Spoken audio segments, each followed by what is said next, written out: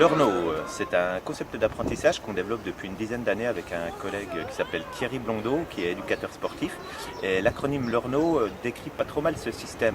Le L c'est pour ludique, le E c'est pour éducatif, le A c'est pour autonome, le R c'est pour réfléchi, le N pour neuroergonomique, c'est la branche des neurosciences qui s'intéresse aux conditions optimales d'apprentissage, et le O c'est pour ouvert. Et évidemment, l'acronyme renferme le terme to learn qui veut dire apprendre.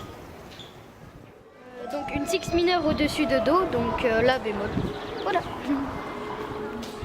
L'élève est plongé en immersion intérieure de 2 octaves, matérialisée par les 24 balises, représentant les 12 demi-tons x2 rangés dans l'ordre chromatique. Il est alors privé de tout repère qui lui est familier, comme par exemple un clavier de piano, ou un manche de guitare, ou tout simplement une portée. Et il se voit obligé de se référer uniquement au savoir qu'il a appris. Learno, par le biais de la répétition, va créer la structure de la gamme dans la tête de l'élève, va l'aider à se repérer à travers les degrés, va l'aider à comprendre un peu mieux les accords et comment ils sont construits. Cette représentation mentale que se fait l'élève est très importante et très utile dans des pratiques d'improvisation en solo ou en groupe, ou même en basse continue par exemple.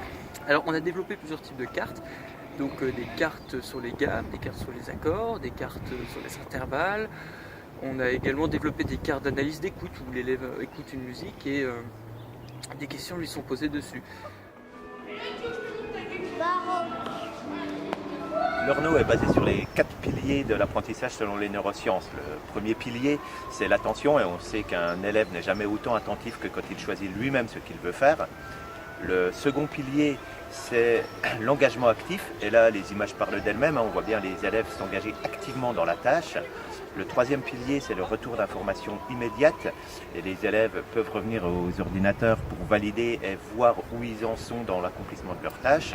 Et enfin, le quatrième pilier, c'est la consolidation, ou encore l'entraînement, la répétition, et là les élèves peuvent refaire autant de fois qu'ils le veulent par jeu les cartes de jeu qu'on leur propose, dans le but, toujours la même chose, de consolider leurs apprentissages. La musique, c'est un art vivant. Ça n'a aucun sens de l'apprendre assis sur une chaise, devant une table. Ici, les enfants courent, ils sont dehors, ils rigolent, ils s'amusent, et en plus de ça, ils apprennent. C'est formidable.